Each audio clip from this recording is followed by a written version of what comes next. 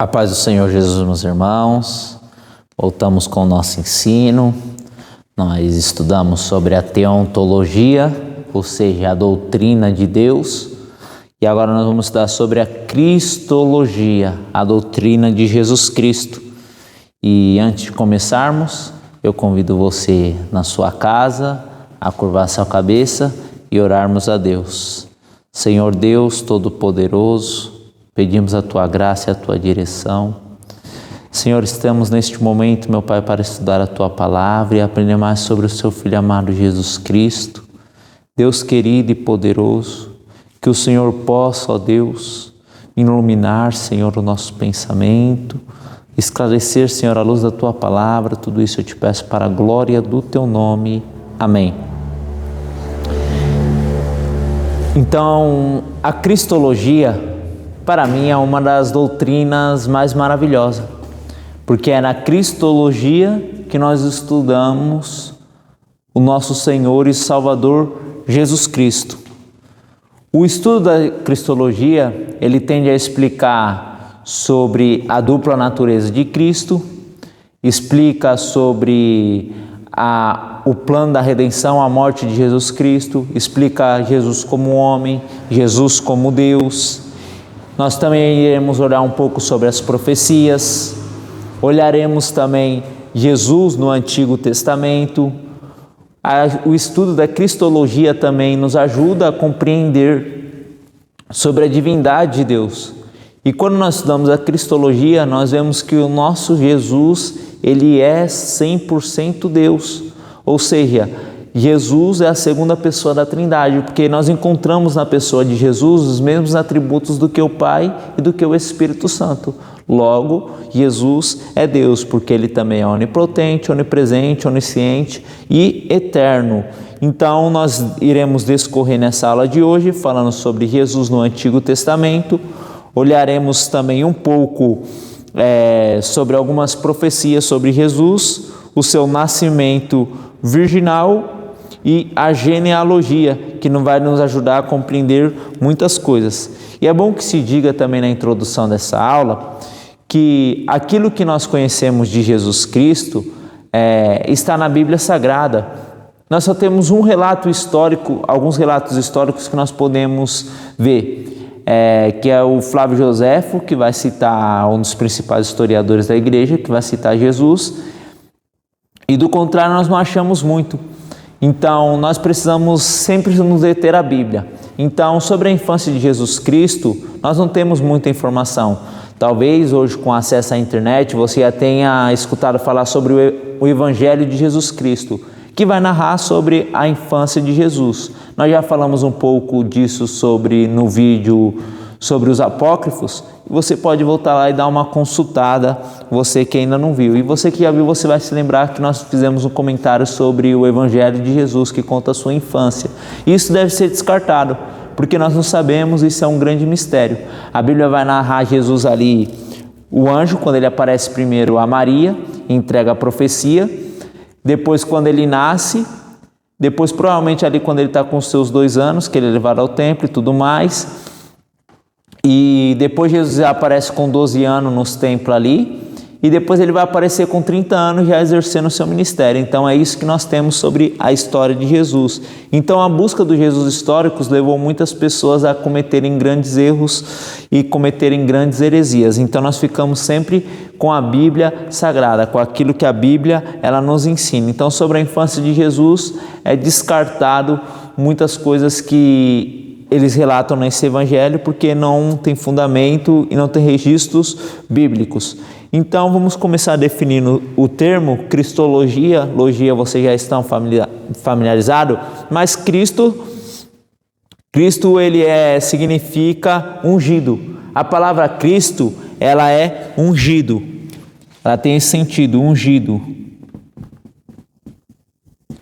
E Cristo é uma palavra grega.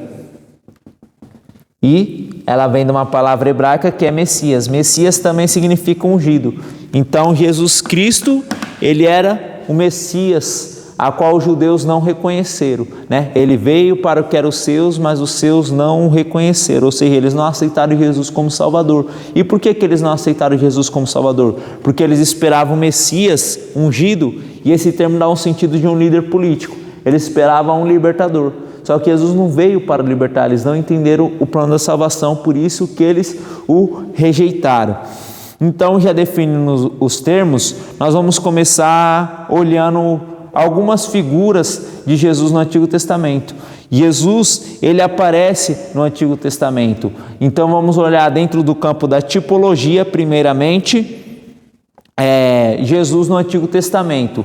Então, dentro do campo da tipologia, nós podemos pensar no Cordeiro. Jesus é o Cordeiro de Deus. Vamos lá abrir em Gênesis capítulo 3, versículo 21. Eu vou estar lendo.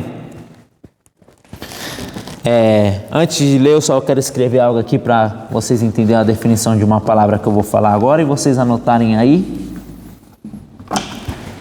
Nós vamos ver alguns tipos e uns antítipos.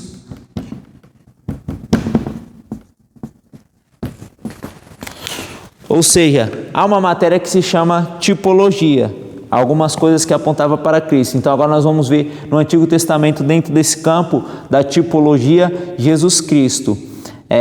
O versículo 21 do capítulo 3. E fez o Senhor Deus a Adão e a sua mulher túnicas de pele e o vestiu.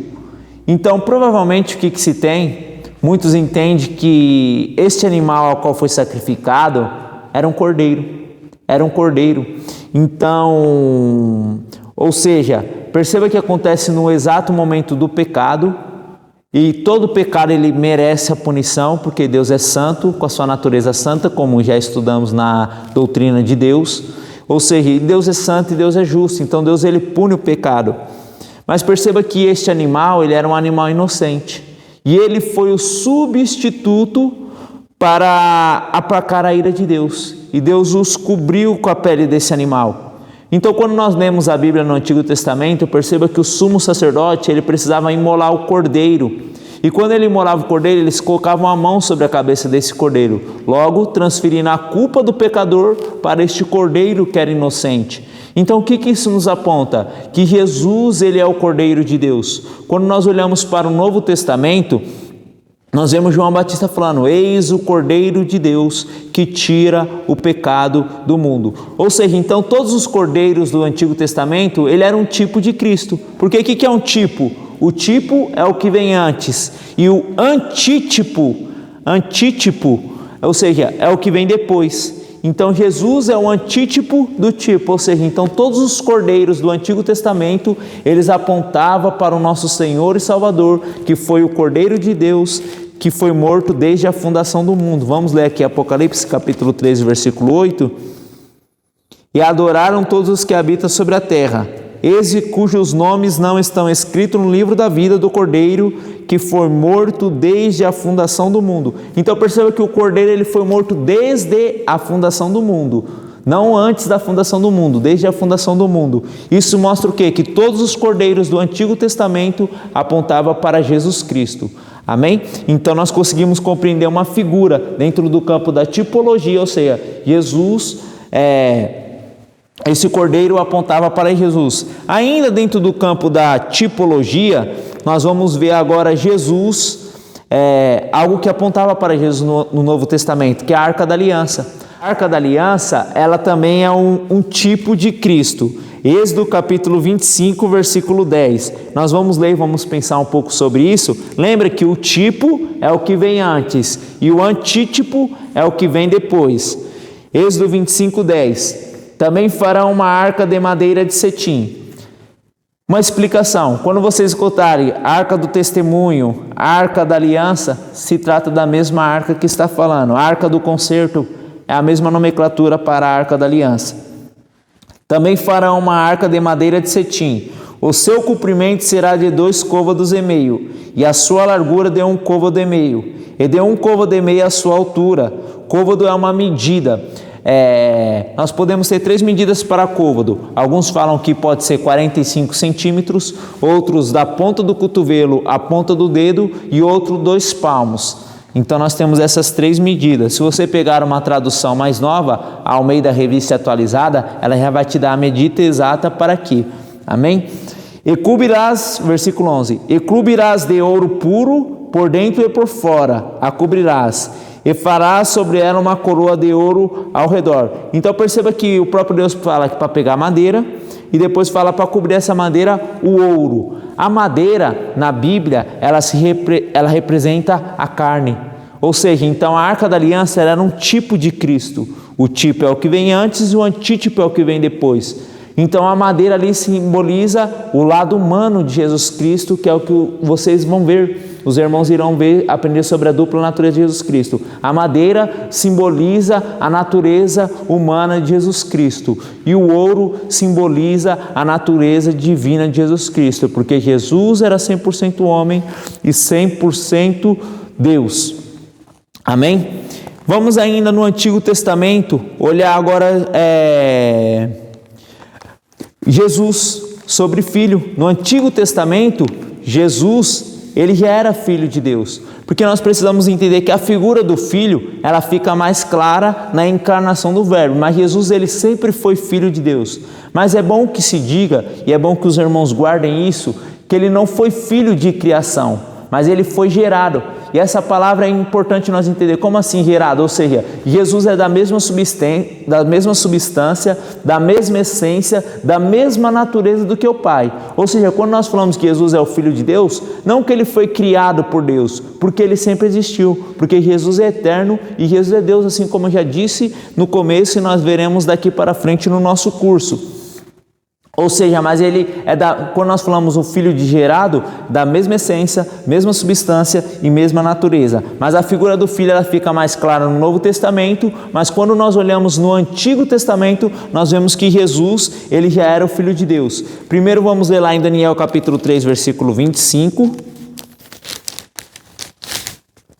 Daniel capítulo 3, o versículo 25 está escrito: Respondeu e disse: Eu, porém, vejo 4 homens soltos, que andam passeando dentro do fogo, e nada há de lesão neles. E o aspecto do quarto é semelhante ao Filho dos deuses. Ou seja, era Jesus Cristo. Jesus Cristo era esse 4º homem na fornalha. Perceba que a nomenclatura filho, ela já está no Antigo Testamento. Então Jesus, ele sempre foi Filho de Deus. Vamos ainda para Daniel capítulo 7. Vamos lá, Daniel capítulo 7, o versículo 13. E eu estava olhando nas minhas visões da noite, e eis que nas nuvens do céu veio um como filho do homem.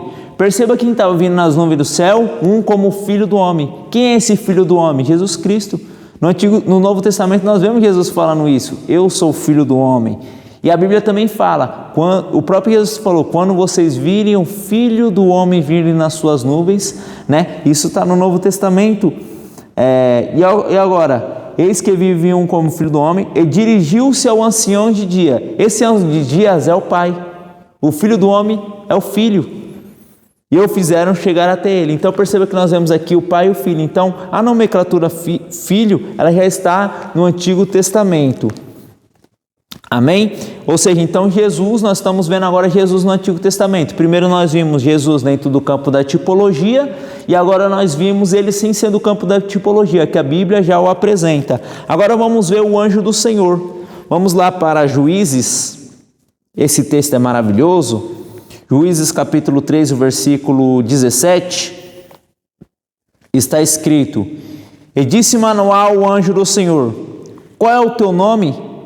Para que quando se cumprir a tua palavra te honraremos. O versículo 18. E o anjo do Senhor lhe disse: Por que perguntas assim pelo meu nome, visto que é maravilhoso? Ou seja, perceba que esse anjo do Senhor fala que o nome dele é maravilhoso. Mais para frente vocês vão ter uma aula sobre angelologia, então vocês vão entender sobre o que significa essa nomenclatura, anjo do Senhor e uma teofania. Mas no Antigo Testamento, Jesus, além de aparecer já como filho, e além de aparecer na tipologia, ele aparece como o anjo do Senhor. E por que Jesus provavelmente era esse anjo do Senhor? Porque esse anjo do Senhor, ele recebia adoração. E os anjos, eles não recebem adoração. E se esse anjo recebe adoração, logo ele é a segunda pessoa da Trindade, Jesus Cristo. Vamos lá para Isaías 9:6. Nós vamos ver a mesma expressão, maravilhoso. Então nós vamos ver que Jesus, ele era esse anjo do Senhor. Perceba que o anjo fala para Manoá: por que você pergunta meu nome, visto que é maravilhoso? Mas olha que interessante, vamos ver aqui o versículo de Isaías, o capítulo 9, o versículo 6. Porque um menino nos nasceu, um filho se nos deu, e o principado está sobre os seus ombros, e o seu nome será Maravilhoso, Conselheiro, Deus Forte, Pai da Eternidade e Príncipe da Paz. Então perceba que o nome dele era o quê? Maravilhoso. O nome de quem? Do Filho. Então perceba que aquele anjo do Senhor não era apenas um simples anjo, mas era o próprio Jesus Cristo, o anjo do Senhor. Amém? Feito isso, olhando para Jesus no Antigo Testamento, na figura do anjo do Senhor, na figura do Filho, e dentro do campo da tipologia, agora nós vamos entender um pouco sobre algumas profecias cristológicas do Antigo Testamento. O Senhor Jesus, ele não veio ao mundo por acaso, ele veio ao mundo para nos salvar. Ou seja, houve um planejamento da parte de Deus antes da fundação do mundo. E o cenário do mundo, ele foi preparado para que o Filho, ele pudesse ser encarnado. Vamos ler lá em Gálatas capítulo 4, versículo 4. Gálatas capítulo 4, versículo 4. Está escrito: mas vindo a plenitude dos tempos, Deus enviou o seu Filho, nascido de mulher, nascido sobre a lei. Perceba que o que? Na plenitude dos tempos. Ou seja, então isso mostra o planejamento de Deus. Ou seja, Deus preparou o mundo, Deus preparou o cenário do mundo para que enviasse o seu Filho para nos salvar. E essa plenitude dos tempos que Paulo está falando, há três coisas importantes. Quando Jesus nasceu, tinha as estradas. As estradas, elas foram construídas pelos romanos. Tinha sinagogas.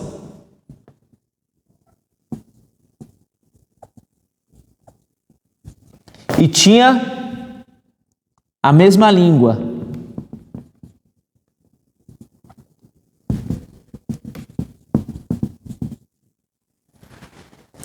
Qual que era a língua que eles falavam? A língua... Está escrito errado? A língua que eles falavam era o grego koiné. Embora eles falassem o aramaico hebraico, mas a língua popular, a língua do povo era o grego koiné. Ou seja, então eles tinham as estradas. As estradas, elas foram construídas pelos romanos. Por isso que Paulo, ele consegue evangelizar rápido. Ou seja, por isso que o evangelho se espalha muito rápido, porque todas as estradas, elas davam acesso. Tinha sinagogas onde que eles tinham a lei de Deus, ou seja, a palavra de Deus, e tinha a língua onde que era fácil todo mundo compreender. Então a plenitude dos tempos, de uma forma simplista, nós podemos falar que é isso. Ou seja, então isso mostra que Deus, ele preparou o mundo, preparou o cenário para poder enviar o seu Filho. Então em Jesus Cristo, nós encontramos inúmeras profecias do Antigo Testamento. Então agora nós vamos olhar algumas dessas profecias. Nós vimos que eles veio na plenitude dos tempos. Vamos olhar agora para algumas profecias. Ou seja, o nascimento em Belém. Foi profetizado que ele ia nascer em Belém. Miqueias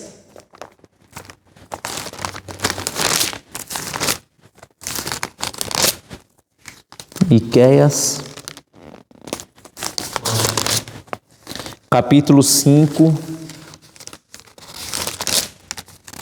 o versículo 2, Miqueias capítulo 5, versículo 2, está escrito: E tu, Belém, Efrata, posto que pequena entra milhares de Judá, de ti sairá o que será Senhor em Israel, e cujas saídas são desde os tempos antigos, desde os dias da eternidade. Ou perceba de onde que ia sair? De Belém, Belém de Efrata. Vamos ver o cumprimento dessa profecia lá em Mateus? Então essa é uma profecia que ele ia vindo aonde? De Belém. Mateus capítulo 2, versículo 4 ao 6. Mateus capítulo 2, versículo 4 ao 6. E congregado todos os príncipes dos sacerdotes e os escribas do povo, perguntou onde havia de nascer o Cristo. É aquele episódio que os magos eles chegam lá. em Israel. Aí o versículo 5, eles disseram, em Belém de Judeia, porque assim está escrito pelo profeta. Que profeta? Miqueias. Aí ele repete o versículo lá de Miqueias, no versículo 6. E tu, Belém, terra de Judá, de modo nenhum serás menor entre as capitais de Judá, porque de ti sairá o guia que há de apacentar ao meu povo Israel. Ou seja, então essa é uma profecia que teve cumprimento em Jesus Cristo. Ou seja, que Jesus Cristo também ia peregrinar para o Egito. Vamos lá ver em Oséias, capítulo 11, versículo 1. Oséias 11, 1, está escrito assim: quando Israel era menino, eu o amei, e do Egito chamei a meu filho. Perceba que de onde foi chamado? Do Egito chamei a meu filho. Vamos ver agora o cumprimento dessa profecia. Lá em Mateus capítulo 2, versículo 15, está escrito: estava lá até a morte de Herodes, para que se cumprisse o que foi dito da parte do Senhor pelo profeta, que diz: do Egito chamei meu filho. Percebe, igualzinho que Oséias profetizou. Agora, outro versículo, o nascimento natural de Jesus Cristo. Jesus, ele teve um nascimento natural, assim como todos os bebês nascem, Jesus nasceu. Gênesis capítulo 3, versículo 15. Eu porei inimizade entre ti e a mulher, entre a sua semente e a sua semente. Esta te ferirá a cabeça e tu lhe ferirá o calcanhar. Perceba, quando está falando de semente, está falando de gestação, está falando de nascimento. Ou seja, então está mostrando que Jesus ele ia ter um nascimento natural. E agora vamos lá para Gálatas, capítulo 4, versículo 4, que vai mostrar que Jesus ele teve esse nascimento normal que nem todos os bebês. Foi um texto que nós já lemos, mas vamos ler e observar isso. Mas vindo a plenitude dos tempos, Deus enviou o seu Filho nascido de mulher sobre a lei. Ou seja, mostrando que Jesus ele teve o quê? Um nascimento natural. E na apostila vocês vão ter mais alguns outros versículos sobre as profecias, que é o seu nome ser Emanuel, Isaías capítulo 7, versículo 14, e o cumprimento está em Mateus capítulo 1, versículo 13, que é a procedência da tribo de Judá, vai estar aí na apostila. E agora nós vamos ver o nascimento virginal. Nós vimos que é importante que se diga, nós vimos que o filho, a nomenclatura filho, ela ganha mais força no Novo Testamento. Porém, Jesus já era filho no Antigo Testamento, né? E não foi criado, mas gerado, mesma natureza, mesma essência do que Deus, ou seja, mostrando que Jesus Cristo é Deus. E isso é bom que fique gravado com os irmãos. Mas quando nós falamos de um nascimento virginal, infelizmente, hoje há muitos estudiosos, os chamados teólogos liberais, que eles não creem mais no sobrenatural. Eles não creem que Jesus andou sobre a água, ele não crê nas curas, eles não creem que o mar se abriu, ou seja, eles vão falar que tudo isso é história, é conversa. Mas nós não, irmãos. Nós cremos no sobrenatural, nós cremos no poder de Deus, nós cremos que o nosso Deus, ele fez o cego ver, nós cremos que os apóstolos orou e fez o coxo andar, nós cremos que o mar abriu, que Jesus e que Pedro andou sobre a água, nós acreditamos no sobrenatural de Deus. Ou seja, então eles vão falar que Jesus, eles não foi gerado no ventre de Maria de uma forma sobrenatural. E isso é uma mentira. Jesus ele foi gerado no ventre de Maria de uma forma sobrenatural, assim como foi predito pelo profeta Isaías. Vamos lá ler Isaías capítulo 7, versículo 14. Então Jesus ele foi gerado de uma forma sobrenatural no ventre de Maria. Portanto, o mesmo Senhor vos dará um sinal. Que sinal é esse? O sinal era que a virgem ia ter um filho. Eis que uma virgem conceberá e dará à luz um filho, e o seu nome será Emanuel. Então o sinal era que a virgem ia ter um filho. Vamos lá para Lucas capítulo 1, versículo 28. Nós vamos ver que foi algo sobrenatural. Lucas 1, 28, está escrito: entrando o anjo, onde ela estava, disse: salve agraciado, o Senhor é contigo, bendita és tu entre as mulheres. Mas vamos ver agora também o versículo 34 e o 35. E disse Maria ao anjo: como se fará isto, visto que não conheço varão? Ou seja, o anjo aparece, fala que ela ia ter um filho, que esse filho ia ser o Salvador, e ela fala: como que faz isso? Eu não tive um relacionamento com meu esposo. Ao que o anjo vai responder para ela no versículo 35. E respondendo o anjo disse-lhe: descerá sobre ti o Espírito Santo, e a virtude do Altíssimo te cobrirá com a sua sombra. Pelo que também o santo que de ti há de nascer será chamado Filho de Deus. Então aqui nós vemos o quê? Que Jesus ele foi gerado no ventre de Maria por algo sobrenatural, pela virtude do Altíssimo que desceu, ou seja, o Espírito Santo ele gera de uma forma sobrenatural no ventre de Maria nosso Senhor e Salvador Jesus Cristo. Então com isso nós queremos dizer que Jesus Cristo ele nasceu de uma virgem. E a sua geração, ou seja, a gestação de Maria, ela foi algo sobrenatural que aconteceu. Mas agora nós vamos entender algo importante, que existe aqueles que sustentam que Maria ela foi sempre virgem, ou seja, a virgindade eterna de Maria. Mas isso à luz da Bíblia Sagrada é errado, porque Maria ela só era virgem até Jesus nascer. E Maria, ela teve outros filhos, ou seja, então ela não foi virgem até o final da sua vida. Vamos lá ler em Mateus capítulo 13, versículo 55. Nós vamos ver que Jesus ele tinha irmão. Se ele tinha irmão, ela não poderia ser virgem. Porque Jesus foi o único que foi gerado de uma forma sobrenatural. Não é este o filho do carpinteiro? E não se chama sua mãe Maria? E seus irmãos Tiago e José? E Simão e Judas? Então o que nós encontramos aqui? Nós encontramos que Jesus ele tinha irmão. Vocês podem consultar depois na sua casa. Marcos capítulo 6, versículo 3, vai falar dos irmãos de Jesus. João capítulo 7, versículo 5, também vai falar dos irmãos de Jesus. Esses teólogos, e principalmente da Igreja Católica Apostólica Romana, lembre-se que sempre que eu falar de uma outra denominação, é com respeito, e não estou falando contra as pessoas, mas sim contra seus ensinamentos que são contrários à Bíblia Sagrada. Então eles vão falar que a palavra irmão aí é primo. Só que no grego nós temos duas palavras, anepsis, eu vou estar anotando aqui, anepsis, anepsios,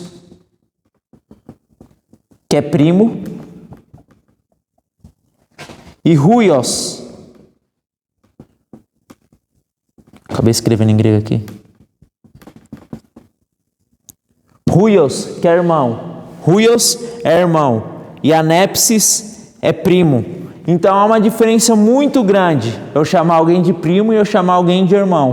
Então no grego tem essas duas palavras. E quando você vai para o texto grego, nesses textos de Mateus 13, 55, Marcos 6, 3 e João 7, 5, nós encontramos a palavra ali huios, que huios é irmão. Nós não encontramos a palavra anepsis, primo. Então não dá para nós traduzir para querer provar uma doutrina que a Bíblia não está provando, que é a virgindade de Maria. Então a virgindade de Maria, ela cai por terra porque ela teve outros filhos.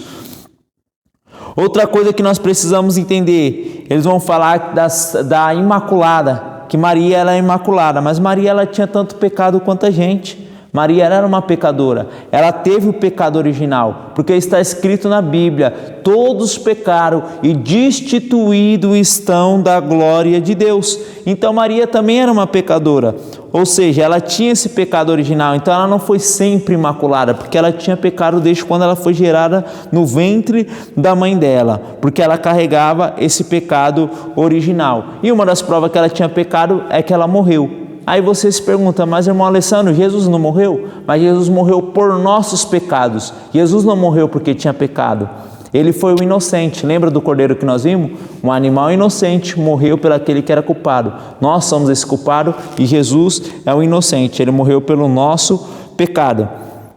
E ainda mais, Maria falou que Jesus era o seu Salvador. Vamos lá ver em Lucas capítulo 1, versículo 41, versículo 47. Se ela falou que Jesus era seu Salvador e que ela prestava no Salvador, logo ela tinha pecado.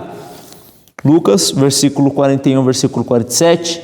E aconteceu que, ao ouvir Isabel a saudação de Maria, a criancinha saltou no seu ventre. E Isabel ficou cheia do Espírito Santo E agora o versículo 47. A Maria que está falando: e o meu espírito se alegra em Deus, meu Salvador. Se Deus é o Salvador de Maria, lógico que ela precisa de pecado, porque nós precisamos de um Salvador, que é Jesus Cristo. Então, se ela confessou com a sua própria boca, ela não foi a sempre imaculada. E eles também vão falar que Maria, ela é a nossa mediadora. Mas a Bíblia vai falar que só existe um mediador. Vamos lá ver em 1 de Timóteo. É uma das epístolas pastorais, 1 de Timóteo, capítulo 2, versículo 6. Está escrito, 1 de Timóteo, capítulo 2, o versículo, estou em 2 Timóteo aqui, me perdão, meus irmãos.